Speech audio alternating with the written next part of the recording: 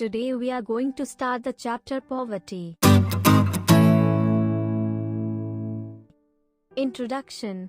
In previous chapters, you have studied the economic policies that India has taken in the last 7 decades and the outcome of these policies with relation to the various developmental indicators.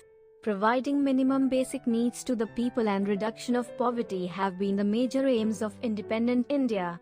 The pattern of development that the successive 5-year plans envisaged laid emphasis on the upliftment of the poorest of the poor, Antyodaya, integrating the poor into the mainstream and achieving a minimum standard of living for all.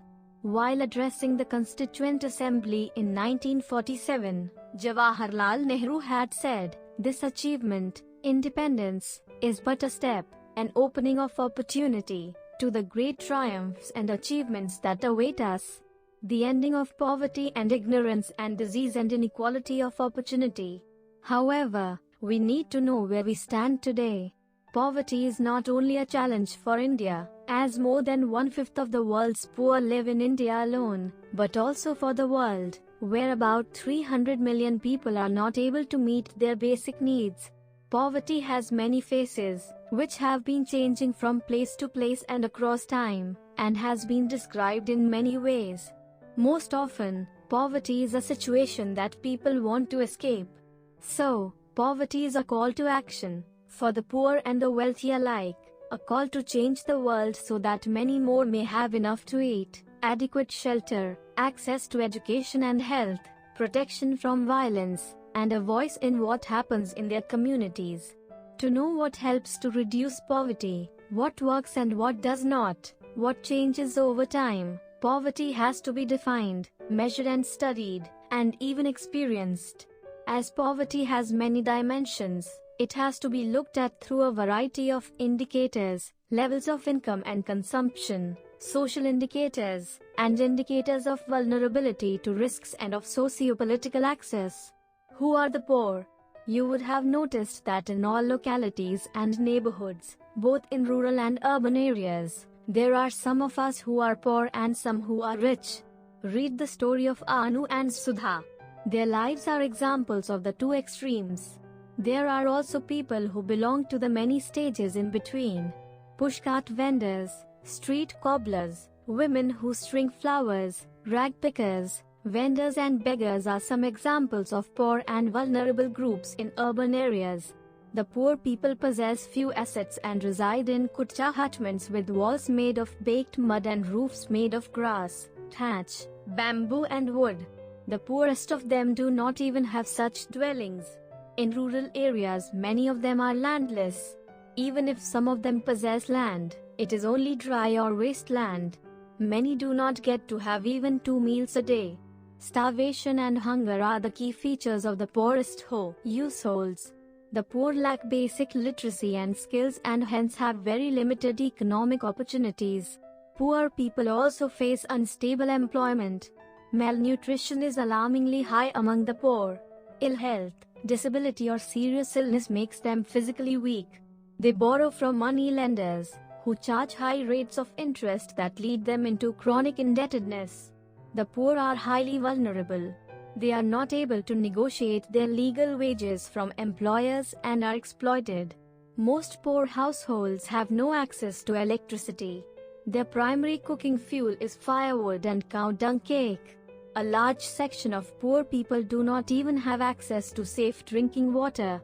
There is evidence of extreme gender inequality in the participation of gainful employment, education and in decision-making within the family.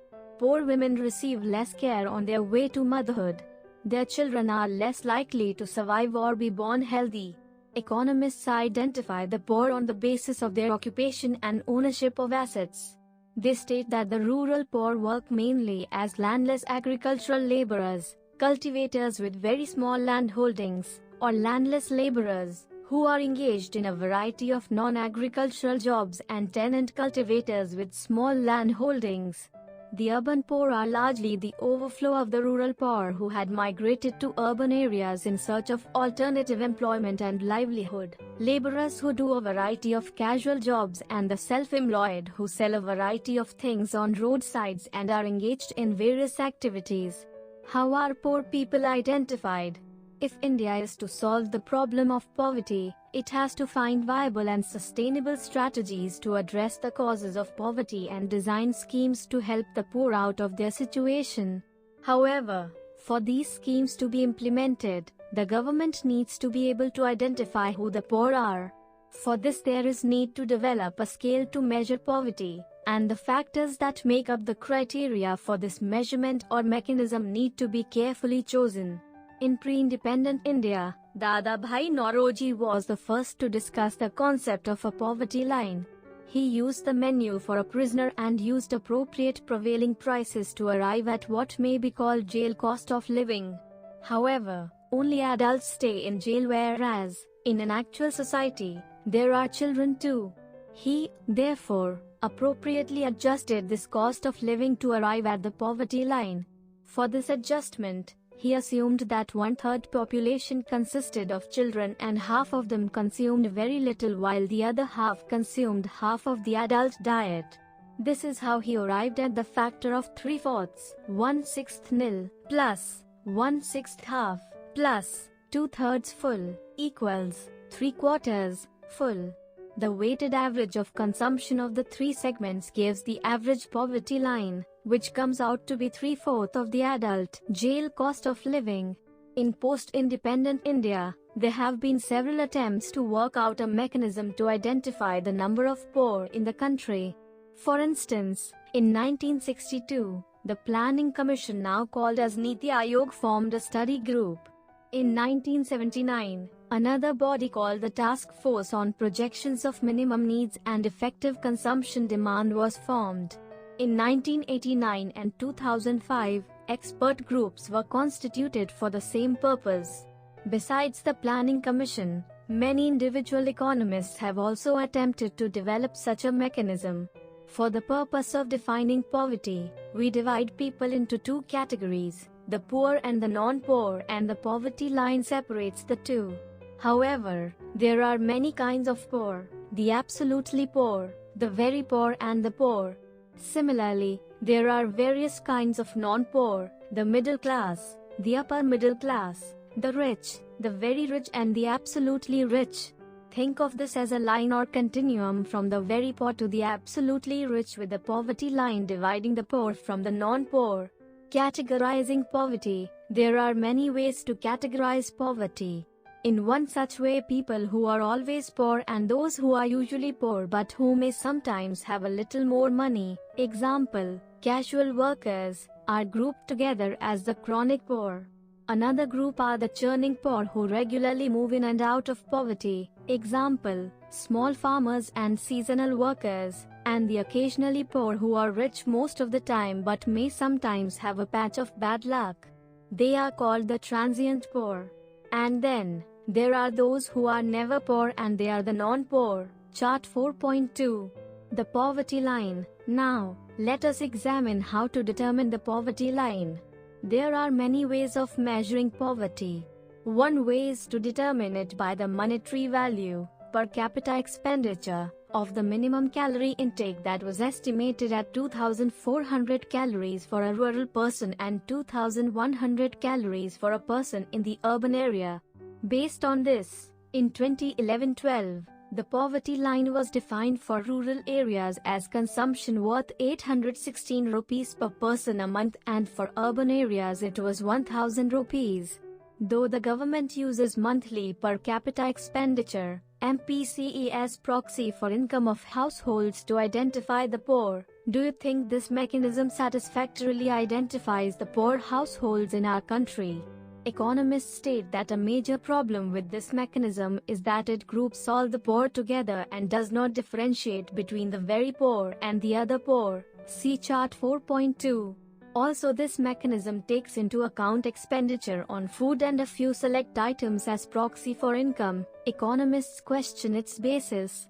This mechanism is helpful in identifying the poor as a group to be taken care of by the government, but it would be difficult to identify who among the poor need help the most.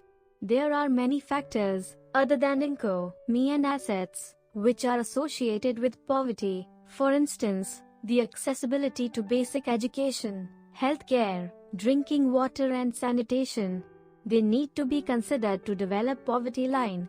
The existing mechanism for determining the poverty line also does not take into consideration social factors that trigger and perpetuate poverty such as illiteracy, ill health, lack of access to resources, discrimination or lack of civil and political freedoms. The aim of poverty alleviation schemes should be to improve human lives by expanding the range of things that a person could be and could do, such as to be healthy and well-nourished, to be knowledgeable and participate in the life of a community. From this point of view, development is about removing the obstacles to the things that a person can do in life, such as illiteracy, ill health, lack of access to resources, or lack of civil and political freedoms. Though the government claims that higher rate of growth, increase in agricultural production, providing employment in rural areas and economic reform packages introduced in the 1990s have resulted in a decline in poverty levels, economists raise doubts about the government's claim. They point out that the way the data are collected, items that are included in the consumption basket, methodology followed to estimate the poverty line and the number of poor are manipulated to arrive at the reduced figures of the number of poor in India. Due to various limitations in the official estimation of poverty, scholars have attempted to find alternative methods. For instance, Amartya Sen, noted Nobel laureate, has developed an index known as Sen Index. There are other tools such as Poverty Gap Index and Squared Poverty Gap. You will learn about these tools in higher classes. The number of poor in India. When the number of poor is estimated as the proportion of people below the poverty line, it is known as head count ratio. You might be interested in knowing the total number of poor persons residing in India. Where do they reside and has their number or proportion declined over the years or not? When such a comparative analysis of poor people is made in terms of ratios and percentages, we will have an idea of different levels of poverty of people and their distribution between states and over time. The official data on poverty is now made available to the public by the Niti Aayog. It is estimated on the basis of consumption expenditure data collected by the National Sample Survey Organization, NSSO, now called as National Statistical Office. Chart 4.3 shows the number of poor and their proportion to the population in India for the years 1973 to 2012. In 1973-74, more than 320 million people were below the poverty line. In 2011-12, this number has come down to about 270 million. In terms of proportion, in 1973-74, about 55% of the total population was below the poverty line. In 2011-12, it has fallen to 22%. In 1973-74, more than 80% of the poor resided in rural areas and this situation has not changed even in 2011-12. This means that more than 3/4 of the poor in India still reside in villages. Why do you think this is the case? In the 1990s, the absolute number of poor in rural areas had declined whereas the number of their urban counterparts increased marginally. The poverty ratio declined continuously for both urban and rural areas. From chart 4.3, you will notice that during 1973 to 2012, there has been a decline in the number of poor and their proportion, but the nature of decline in the two parameters is not encouraging. The ratio is declining much slower than the absolute number of poor in the country. You will also notice that the gap between the absolute number of poor in rural and urban areas got reduced, whereas in the case of ratio the gap has remained the same until 1993-94 and has widened in 2011-12. The state-level trends in poverty are shown in chart 4.4. The two lines in the chart indicate the national poverty level. The first line from below indicates poverty level during 2011-12 and the other line indicates the same for the year 1973-74. This means, the proportion of poor in India during 1973 to 2012 has come down from 55 to 22%. The chart also reveals that 6 states, Tamil Nadu, Uttar Pradesh, Bihar, Madhya Pradesh, West Bengal and Orissa, contained a large section of poor in 1973-74. During 1973-2012, many Indian states reduced the poverty levels to a considerable extent. Yet, the poverty levels in 4 states Odisha, Madhya Pradesh, Bihar and Uttar Pradesh are still far above the national poverty level. You may notice West Bengal and Tamil Nadu reduced poverty level much better than other states. How come they were able to do much better than other states? What causes poverty? The causes of poverty lie in the institutional and social factors that mark the life of the poor. The poor are deprived of quality education and unable to acquire skills which fetch better incomes. Also, access to healthcare is denied to the poor. The main victims of caste, religious and other discriminatory practices are poor. These can be caused as a result of 1. Social, economic and political inequality, 2. Social exclusion, 3. Unemployment, 4. Indebtedness, 5. Unequal distribution of wealth. Aggregate poverty is just the sum of individual poverty. Poverty is also explained by general, economy-wide problems, such as I. Low capital formation, 2. Lack of infrastructure, 3. Lack of demand, 4. Pressure of population, v. Lack of social/welfare nets. In Chapter 1 you have read about the British rule in India. Although the final impact of the British rule on Indian living standards is still being debated, there is no doubt that there was a substantial negative impact on the Indian economy and standard of living of the people. There was substantial deindustrialization in India under the British rule. Imports of manufactured cotton cloth from Lancashire in England displaced much local production, and India reverted to being an exporter of cotton yarn, not cloth. As over 70% of Indians were engaged in agriculture throughout the British Raj period, the impact on that sector was more important on living standards than anything else. British policies involved sharply raising rural taxes that enabled merchants and money lenders to become large landowners. Under the British, India began to export food grains and, as a result, as many as 26 million people died in famines between 1875 and 1900. Britain's main goals from the Raj were to provide a market for British exports, to have India service its debt payments to Britain, and for India to provide manpower for the British imperial armies. The British Raj impoverished millions of people in India. Our natural resources were plundered, our industries worked to produce goods at low prices for the British, and our food grains were exported. Many died due to famine and hunger. In 1857-58, anger at the overthrow of many local leaders, extremely high taxes imposed on peasants, and other resentments boiled over in a revolt against British rule by the sepoys, Indian troops commanded by the British. Even today, agriculture is the principal means of livelihood and land is the primary asset of rural people. Ownership of land is an important determinant of material well-being, and those who own some land have a better chance to improve their living conditions.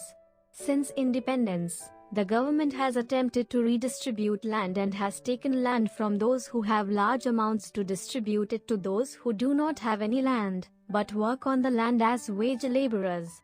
However, this move was successful only to a limited extent, as large sections of agricultural workers were not able to farm the small holdings that they now possessed, as they did not have either money, assets, or skills to make the land productive, and the land holdings were too small to be viable.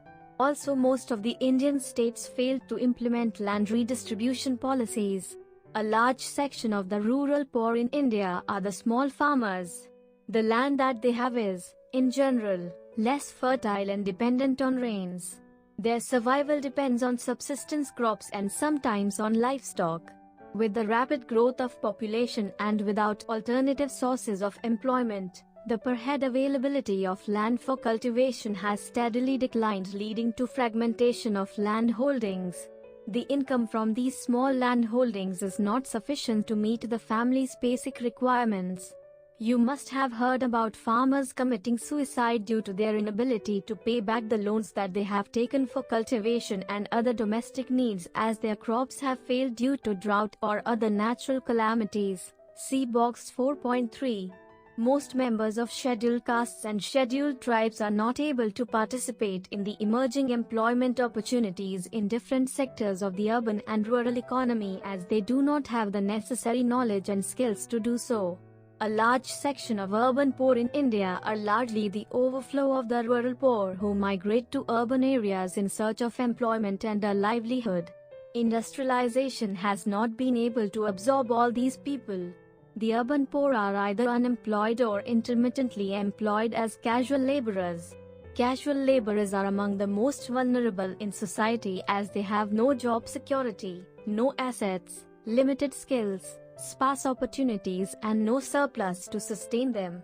Poverty is, therefore, also closely related to nature of employment.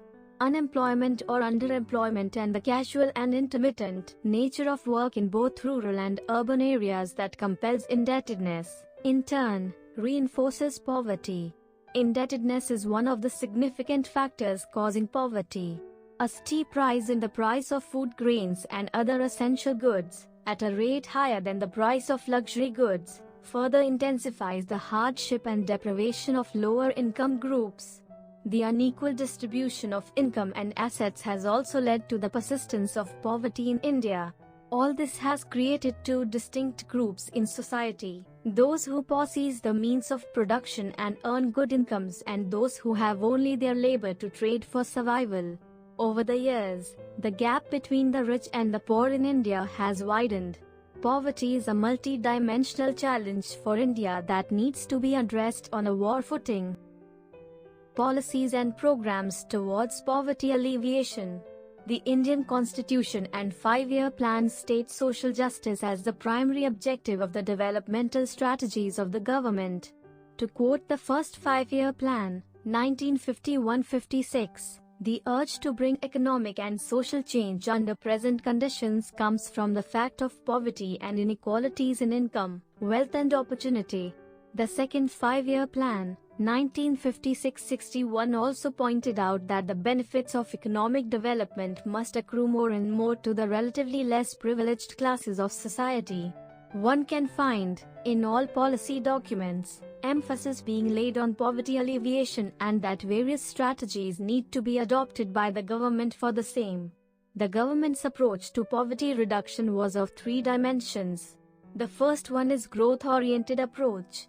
It is based on the expectation that the effects of economic growth, rapid increase in gross domestic product and per capita income, would spread to all sections of society and will trickle down to the poor sections also.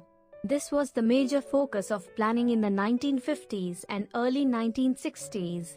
It was felt that rapid industrial development and transformation of agriculture through green revolution in select regions would benefit the underdeveloped regions and the more backward sections of the community. You must have read in chapters 2 and 3 that the overall growth of agriculture and industry have not been impressive.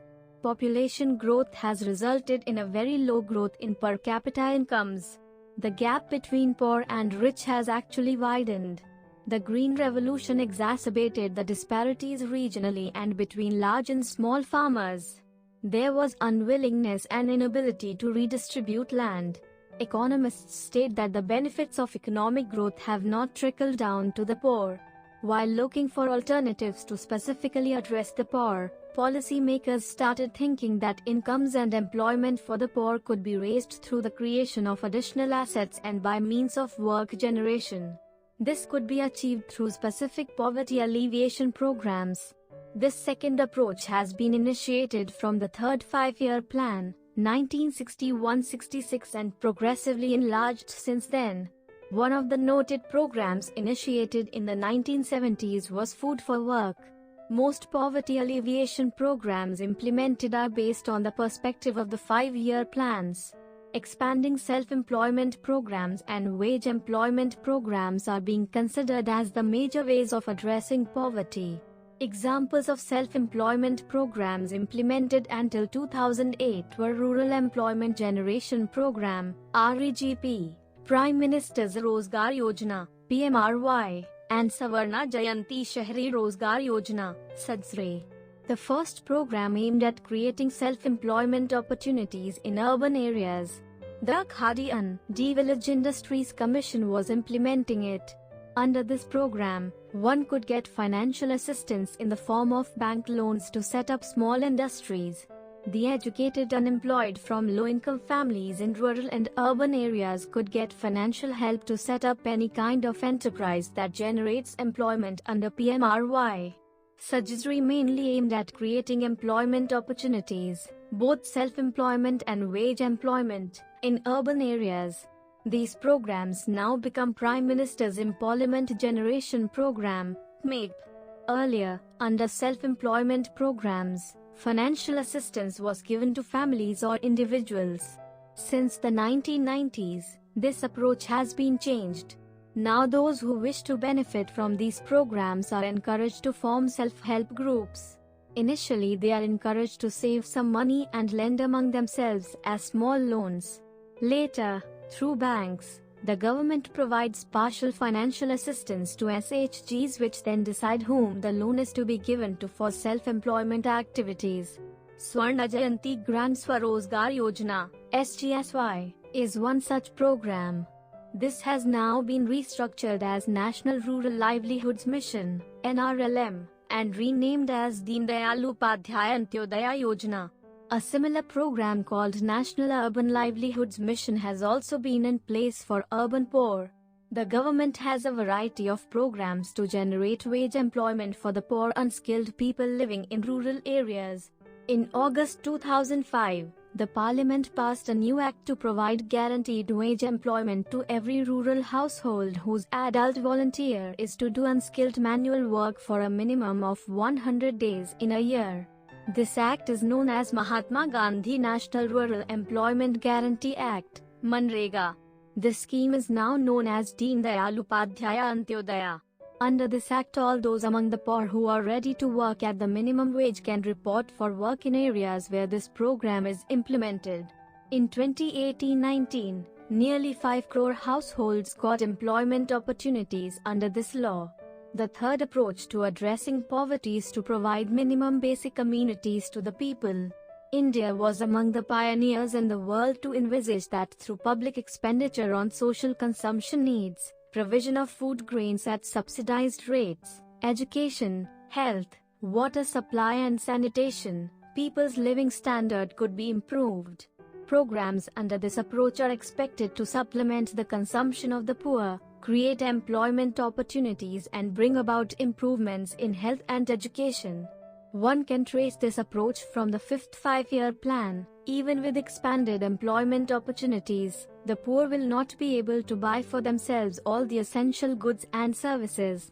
They have to be supplemented up to at least certain minimum standards by social consumption and investment in the form of essential food grains, education, health, nutrition, drinking water, housing, communications and electricity. 3 major programs that aim at improving the food and nutritional status of the poor are Public Distribution System, Integrated Child Development Scheme and Midday Meal Scheme. Pradhan Mantri Gram Sadak Yojana and Valmiki Ambedkar Awas Yojana are also attempts in developing infrastructure and housing conditions. It may be essential to briefly state that India has achieved satisfactory progress in many aspects. The government also has a variety of other social security programs to help a few specific groups. National Social Assistance Program is one such program initiated by the central government. Under this program, elderly people who do not have anyone to take care of them are given pension to sustain themselves. Poor women who are destitute and widows are also covered under this scheme.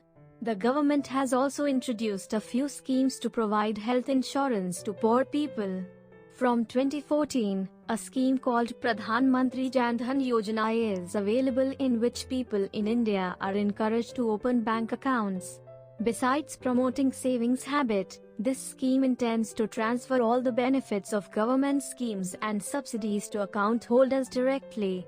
Each bank account holder is also entitled to 1 lakh rupees accident insurance and 30,000 rupees life insurance cover. Poverty alleviation programs, a critical assessment. Efforts at poverty alleviation have borne fruit in that for the first time since independence, the percentage of absolute poor in some states is now well below the national average. Despite various strategies to alleviate poverty, hunger, malnourishment, illiteracy and lack of basic amenities continued to be a common feature in many parts of India. Though the policy towards poverty alleviation has evolved in a progressive manner over the last 5.5 decades, it has not undergone any radical transformation. You can find change in nomenclature, integration or mutations of programs. However, none resulted in any radical change in the ownership of assets, process of production and improvement of basic amenities to the needy. Scholars, while assessing these programs, state 3 major areas of concern which prevent their successful implementation. Due to unequal distribution of land and other assets, the benefits from direct poverty alleviation programs have been appropriated by the non-poor. Compared to the magnitude of poverty, the amount of resources allocated for these programs is not sufficient. Moreover, these programs depend mainly on government and bank officials for their implementation. Since such officials are ill-motivated, inadequately trained, corruption-prone and vulnerable to pressure from a variety of local elites, the resources are inefficiently used and wasted. There is also non-participation of local-level institutions in program implementation. Government policies have also failed to address the vast majority of vulnerable people who are living on or just above the poverty line. It also reveals that high growth alone is not sufficient to reduce poverty. Without the active participation of the poor, successful implementation of any program is not possible. Poverty can effectively be eradicated only when the poor start contributing to growth by their active involvement in the growth process. This is possible through a process of social mobilization, encouraging poor people to participate and get them empowered. This will also help create employment opportunities which may lead to increase in levels of income, skill development, health and literacy. Moreover, it is necessary to identify poverty-stricken areas and provide infrastructure such as schools, roads, power, telecom, IT services, training institutions, etc. For more updates, subscribe to our channel and enjoy learning.